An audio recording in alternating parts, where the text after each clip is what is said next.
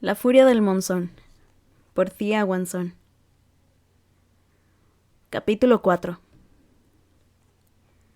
A pesar de que a Urduja se le daba muy bien mantener sus secretos, la forma en que arqueaba la ceja al punto que parecía tener prisa por unirse a sus ancestros en el cielo que corona al cielo, hacía que Talasin pudiese saber con facilidad que a las Ayalachis le parecía más que algo extraño que se sirvieran las bebidas antes de la coronación.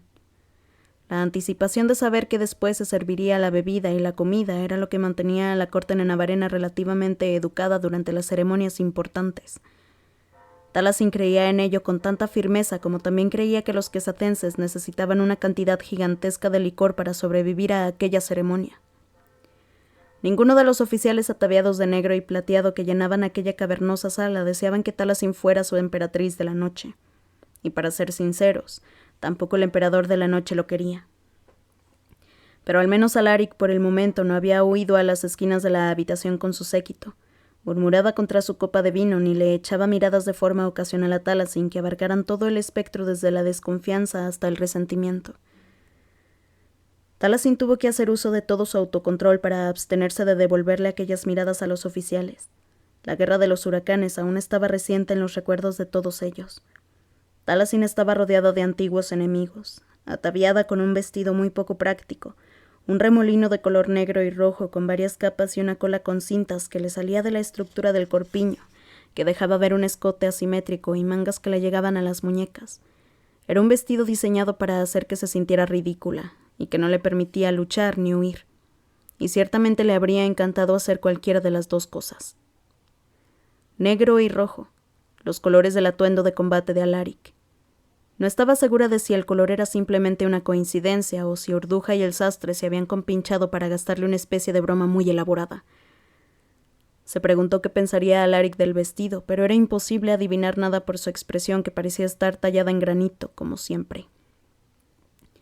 Ambos estaban allí de pie con un vino de liche en la mano, mientras aceptaban las cortantes enhorabuenas y los elogios poco sinceros de los múltiples invitados. No había tanta gente como cabría esperar de una ceremonia tan importante como aquella. Tan solo habían acudido unos cuantos comodoros y generales, y aún menos gobernadores, lo cual no hacía más que apoyar la teoría de Urduja de que Alaric quería limitar la interacción de su pueblo con los nenavarenos.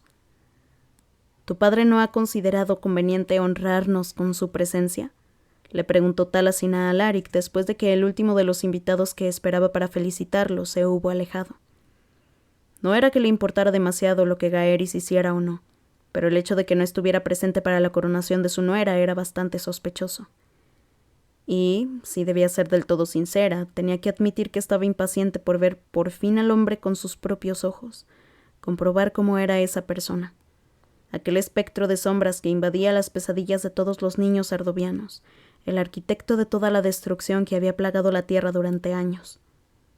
Se ha retirado del ojo público, respondió Alaric. Tu abuela, por el contrario, parece estar pasándoselo en grande. Talasin siguió su mirada donde encontró a las Ayalachis recibiendo audiencia con varios gobernadores regionales, pero no dijo nada. Están construyendo relaciones diplomáticas, le explicó Alaric, para facilitar el flujo lucrativo de comercio. Lo que quieres decir es que todos ellos la están adulando con la esperanza de que priorice la importación de productos de su región. No es solo eso. Cada región compite por el codiciado puesto de ser la ruta principal con Enabar. Ciertamente la capital se hará con ese puesto, ¿no es así? Quizás no. Se rascó la mandíbula. Parecía algo cohibido. Es algo en lo que se ha estado trabajando. Una economía nacional fuerte necesita desviar el foco de atención del centro en lugar de dejar todas las demás regiones abandonadas. Creo que ese fue uno de los problemas de la Confederación Sardoviana. La mayoría de los acuerdos de comercio tan solo beneficiaban al núcleo, mientras que los demás estados se marchitaban. Talasin guardó silencio, incapaz de reaccionar. No había habido demasiado empleo en Pico de Calau ni en casi ningún lugar de la gran estepa. La mayoría de las personas que tenían alguna habilidad y algo de educación se dirigían al sur y abandonaban aquellas desoladas praderas para siempre. Las cosas van a cambiar, juró Alaric, como si hubiese descifrado de forma correcta la expresión de su rostro. Haremos que las cosas vayan mejor. Eres mi emperatriz, gobernarás a mi lado. La oportunidad de mejorar las cosas, de distribuir la riqueza que hubiese y asegurarse de que ningún niño tuviera que crecer como lo había hecho ella, que nadie sufriera como ella había sufrido. Alaric le ofrecía aquel futuro de forma indecisa. El sonido de fondo de aquella sala desapareció y de repente solo estaban ellos dos, al filo de algo. Algo que podía incluso ser una promesa, un horizonte lejano. Y entonces todo se desmoronó cuando recordó lo que había costado. El futuro que Alaric imaginaba, un continente donde Kesad tuviese todo el control, solo era posible porque ella y sus camaradas habían perdido, porque muchos de ellos habían muerto. Ahora a Alaric le ocultaba algo que probablemente amenazara a Nenabar y el inminente ataque sardoviano que ella le ocultaba a él. No podían confiar el uno en el otro, y bien haría en no olvidarlo jamás. Las cosas debían volver a ser como habían sido antes del anfiteatro de Belian, antes de la noche de bodas. ¿Eso será antes o después de asesinar a cada disidente del continente?, preguntó Taliesin con un falso tono alegre. Creo que después sería mucho más conveniente. De esa forma no habrá nadie que pueda frenarnos a la hora de conseguir lo que queremos. ¿Es por el bien común? ¿No es así? La mirada plateada de Alaric se volvió dura como el acero. Los nenabarenos ciertamente te han adiestrado en el arte del sarcasmo. No te sienta demasiado bien, mi señora. Taliesin le sostuvo la mirada con audacia. Somos el arma de nuestras naciones. Qué pena, teniendo en cuenta lo mucho que aprecio tu opinión, dijo con suavidad para irritarlo, y él se marchó repentinamente. Para cualquiera que los observara, probablemente parecería que el emperador de la noche simplemente había decidido acudir a la entrada para saludar a los generales recién llegados. Solo Taliesin sabía que lo había sacado de quicio y que él simplemente había usado cualquier excusa conveniente para alejarse de ella todo lo posible. Taliesin ni siquiera pudo regocijarse en su mezquina victoria por hacer que Alaric se retirara durante mucho tiempo, dado que se percató de que eso significaba que ella estaba allí de pie, sola e incómoda. Se dio media vuelta con la intención de encontrar el Agbi Ogier, pero se frenó en seco y apretó el tallo de la copa de vino que tenía en la mano al encontrarse cara a cara con el oficial quesatense que la había seguido. Era absolutamente la última persona que quería encontrarse en la ciudadela. La Chisca. La saludó el comodoro Darius, el antiguo contramaestre sardoviano que había traicionado a la Confederación en los últimos meses de la Guerra de los Huracanes. O debería decir, emperatriz. La última vez que había sabido algo de Darius, Alaric y ella habían estado caminando hacia las ruinas del santuario de los Tejeluces, y Alaric había soltado un comentario hiriente sobre la nueva posición del hombre. Había sido la recompensa a Darius por hacerles llegar información sobre la defensa del núcleo de la Confederación Sardoviana a los quesatenses, así como por informarles sobre Taliesin y entregarles el mapa de la grieta de luz en Nenabar. No encontró rastro alguno del amable contramaestre que había guiado a la Taliesin de 14 años lejos de las ruinas de Pico de Calao, la misma persona a la que Ideth Vela le habría confiado la vida. Tampoco había rastro alguno del asustado y desalentado veterano que había visto fuera de la oficina de la almirante al ir a informarla sobre la rendición de las tierras altas, el cual había dicho en voz baja que iban a morir todos. Darius llevaba puesto un impoluto uniforme de gala elegantemente entallado. Tenía una mirada fría y una actitud profesional. Era como si Taliesin y él jamás se hubieran conocido. Pero eso no le impidió imaginarse a sí misma atravesándole el pecho con una daga tejida de luz, o quizás cortándole la cabeza con un hacha. Al fin pudo reaccionar.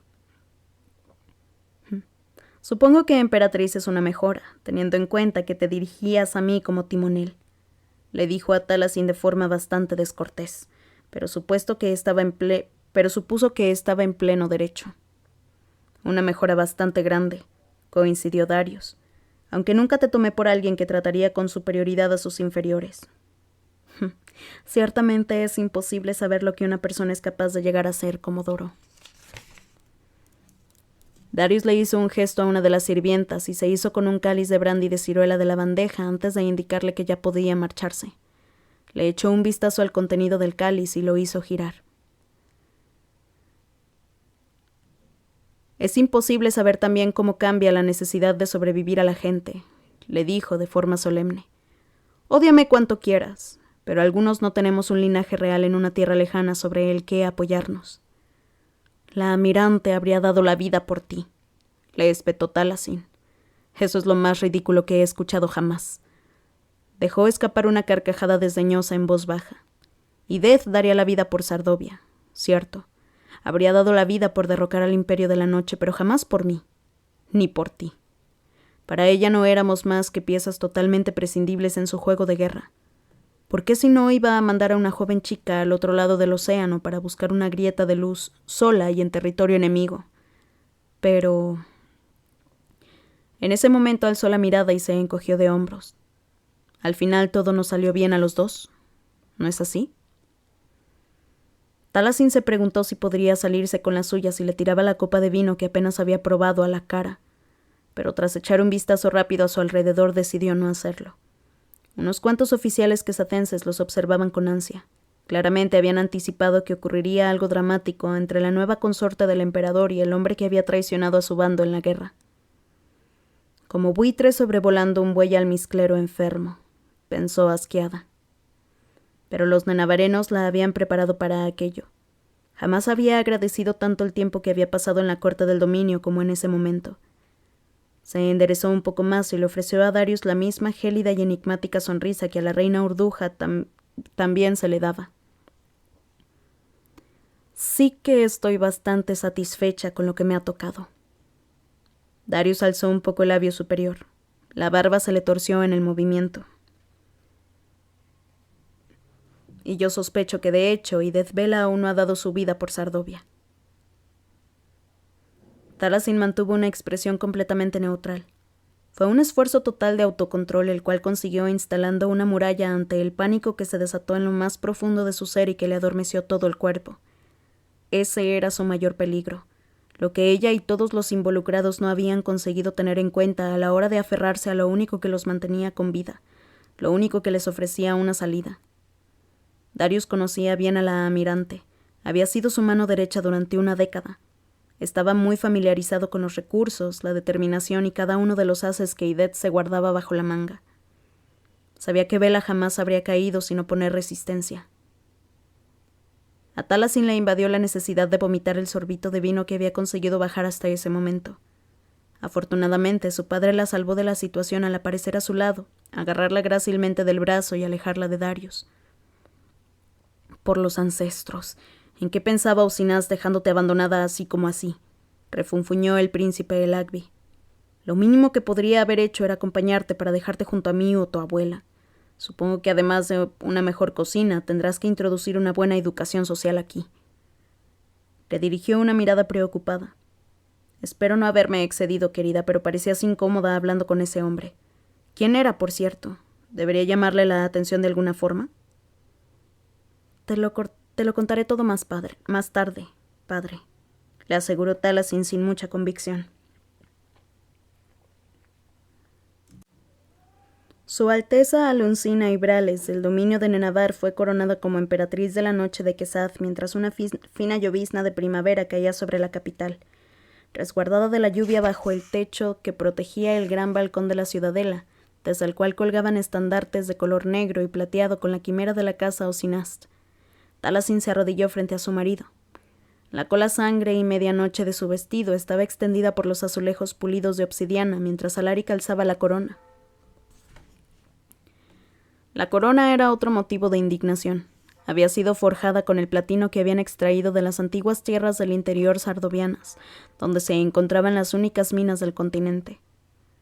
También tenía perlas incrustadas de la costa, así como rubíes del núcleo. La corona era absolutamente sencilla para los estándares nenavarenos, pero era un poderoso símbolo de la conquista imperial quesatense sobre aquel rincón del Ir. Era delgada y parecía diminuta en las manos enguantadas de negro de Alaric cuando la alzó sobre la cabeza de Taliesin ante la mirada de todo el mundo.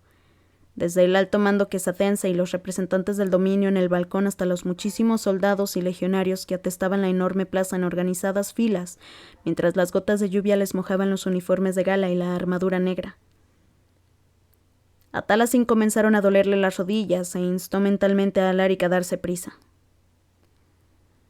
¿Juras gobernar al pueblo del Imperio de la Noche de acuerdo a nuestras leyes y costumbres y a los principios de nuestros dioses?», le preguntó sin apartar la pétrea mirada de su rostro. «Lo juro». Sus palabras atravesaron el aire de forma calmada y firme, a pesar del hecho de que hablaba frente a aquellos que se encontraban entre sus más odiados enemigos. La almirante sardoviana estaba vivita y coleando en Enabar, reuniendo aliados. Había un camino a seguir, y saber aquello le otorgó la compostura que necesitaba. Cooperaría por ahora, porque sabía que algún día Kesad caería. ¿Juras lealtad a mi corona y obedecer mi voluntad mientras estamos vinculados en matrimonio? Aquella era la parte que no le gustaba demasiado. «Lo juro», dijo con un ligero tono beligerante que se coló de su voz mientras trataba de no poner los ojos en blanco. Obedecer su voluntad. Le iba a enseñar lo que era la voluntad. Alaric alzó la comisura de la boca en una ligera sonrisilla, como si supiera exactamente lo que Taliesin estaba pensando. Durante un breve instante, un sentimiento de compañerismo pasó entre ellos, como si su pelea no hubiese existido jamás. Cuando pronunció la siguiente parte del juramento, lo hizo en un tono de voz ligeramente más amable. «¿Permanecerás a mi lado?», le preguntó, rodeado de edificios de obsidiana, de lluvia y de quimeras plateadas sobre estandartes negros que se mecían con el viento. «¿Me apoyarás contra mis enemigos y me ayudarás a construir mi imperio?». «Lo juro», dijo Taliesin mientras el corazón se le aceleraba, con un escalofrío al ser consciente de que mentía. Alaric le colocó la corona sobre la cabeza, la soltó y bajó la mano lentamente por su rostro. Sintió la seda que le recubría los dedos rozándole los pómulos. Fue un contacto suave y fugaz, probablemente un accidente, pero aún así se le aceleró el pulso. Taliesin tenía la mirada puesta en Alaric, así que fue la primera en verlo. En el cielo, por encima de su hombro, una nave de tormenta apareció entre las tupidas nubes grises cargadas de lluvia. Comenzó a descender en picado en dirección a la ciudadela, con los cañones de rayos extendidos en posición de disparo por el borde de la parte inferior convexa, como si se trataran de cientos de extremidades metálicas. Pintado sobre una amplia sección de los paneles de vidrio metal translúcido que conformaban el casco elíptico, en un brillante color naranja que se veía incluso en aquel día tan plomizo, estaba el fénix sardoviano. Conmocionada, Taliesin reconoció el Chitón, una de las 3 naves de tormenta de la Confederación que había sobrevivido a Última Morada, y la única que no había conseguido llegar a ojo del dios de las tormentas, en Enabar.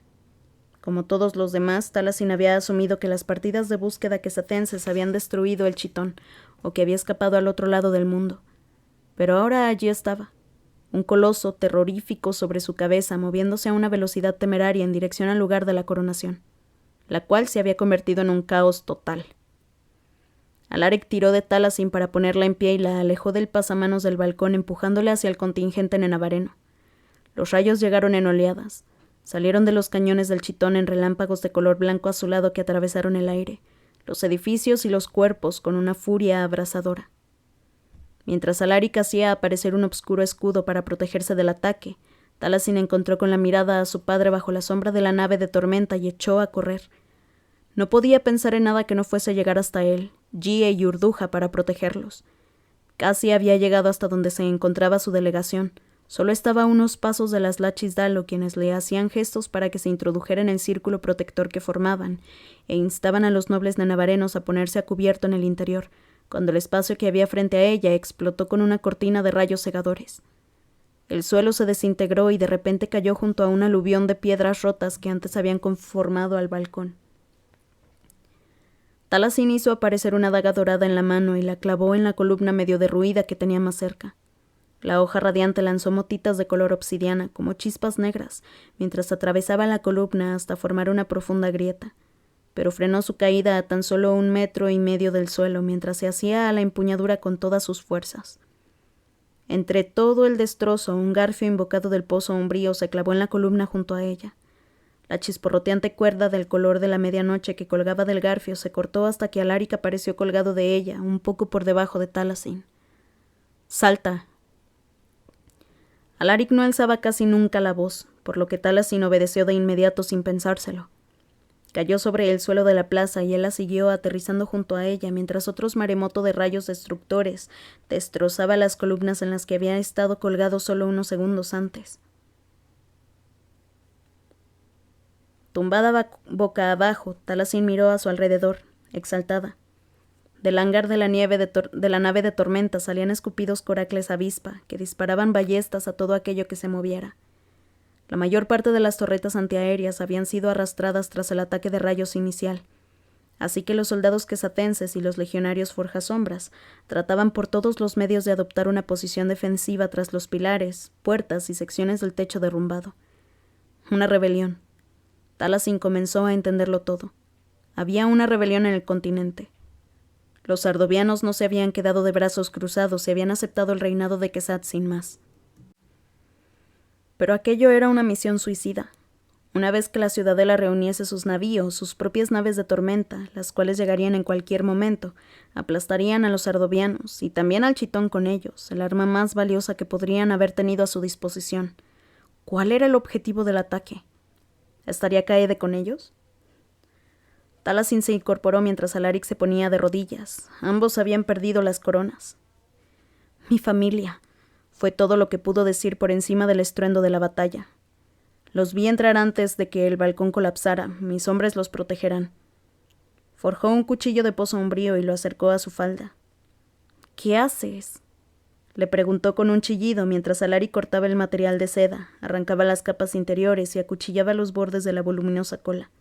Le habría propinado una patada si no fuese porque de hecho no quería interrumpir la peligrosa y delicada danza de la daga susurrante sobre sus piernas desnudas. Es para que puedas correr. Una vez que estuvo satisfecho con su trabajo, Alaric se puso de pie.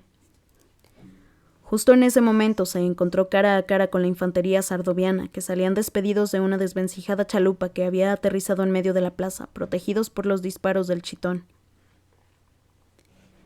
Eran un grupo dispar, y no llevaban ningún uniforme distintivo, a excepción de los brazaletes naranjas y amarillos. Algunos portaban ballestas, otros empuñaban espadas, pero la mayoría tan solo iban armados con herramientas de labranza. Taliesin no podría salvarlos a todos, pero tenía que intentarlo. Si encontraba la manera de hacerlo sin descubrirse a sí misma, tenía que decirles que se retiraran. Si tan solo pudiera decirles que no malgastaran la nave de tormenta, que esperaran a la almirante. Un objeto de cerámica con los bordes redondeados y una base cónica atravesó a toda velocidad el espacio entre Alaric y ella. Fue algo instintivo, simple y sin pensárselo siquiera, como si la guerra jamás hubiese salido de lo más profundo de su ser, lo que le permitió apartarse en el momento preciso.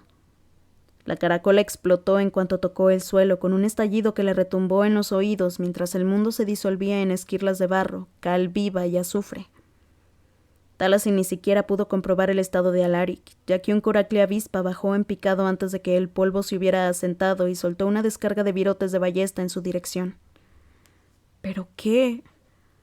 El timonel que había dentro de la nave le resultaba ligeramente familiar, pero él claramente no la reconoció. Hizo aparecer un escudo y lo sostuvo frente a ella, con la esperanza de que al ver la magia de luz aquello le recordara quién era Taliesin.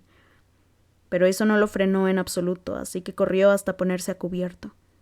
Los virotes de hierro rebotaron de forma inofensiva contra su defensa de Termancia, sorprendiendo a un legionario forjasombras que se había escondido tras una puerta. El legionario se desplomó con un virote clavado en el pecho y otro en el abdomen. Rozó el cadáver con el dobladillo cortado de la falda al pasar a toda velocidad a su lado para agacharse junto a un montón de escombros. Los compañeros del legionario dieron rienda suelta a su magia de manera vengativa, forjando jabalinas de energía de sombra que atravesaron el aire y destrozaron por completo el coracle avispa y a su timonel. Taliesin sintió náuseas, pero tuvo que contenerlas. Lo más lógico sería quedarse allí a salvo con la legión, pero no podía simplemente esconderse y dejar que los sardovianos murieran. Había negociado y rogado. Se había entrenado en política y en termancia, se había aislado de todo cuanto había conocido y jurado lealtad a su enemigo para que nadie más tuviera que morir. Y tampoco podía dejar que asesinaran a su marido. Observó la plaza hasta que lo vio. Luchaba en una formación perfecta junto a Sebraim, Hileis y Nisen. Alaric estaba totalmente desarreglado, con la elegante ropa manchada de hollín, pero estaba sano y salvo y eso era lo importante. de una forma que iba más allá del tratado y de la necesidad de frenar el vacío voraz. Una forma que era peligrosa, y que Taliesin no iba a reconocer ni problematizar en ese momento, ya que vio a Hiras algo más allá. Hiras, el joven cadete al que Taliesin había salvado de la legión en la batalla de Última Morada. Ni siquiera se había percatado de que el chico se había quedado atrás cuando todos los demás se habían retirado. Desde ese momento había crecido como un tallo. El chico larguirucho y lleno de marcas en la cara había adoptado en ese momento una posición defensiva con otros 4 rebeldes tras 2 pilares con una pared a su espalda. El chitón lanzó una nueva oleada de rayos contra la plaza, y Taliesin aprovechó para correr en dirección a Hiras mientras los quesatenses estaban distraídos. Una corriente abrasadora restalló en sus talones mientras corría entre la piedra rota y los cuerpos caídos, y por fin llegó a la pared que se extendía detrás del pequeño grupo de rebeldes. Llamó a Hiras a gritos. El chico se giró así como los otros 4 sardovianos. Bajo la mata de cabello castaño rojizo abrió mucho los ojos al reconocerla. Taliesin abrió la boca para decirles que escaparan mientras aún podían o para preguntarles por Kaede. No había decidido aún. En ese instante de duda, las facciones tan juveniles de Hiras se transformaron en una expresión de ira. ¡Allí está! Hiras alzó su ballesta y apuntó a la cabeza de Taliesin mientras sus compañeros cargaban en su dirección con picos y cuchillos de caza. ¡Allí está la traidora! ¡Mátenla!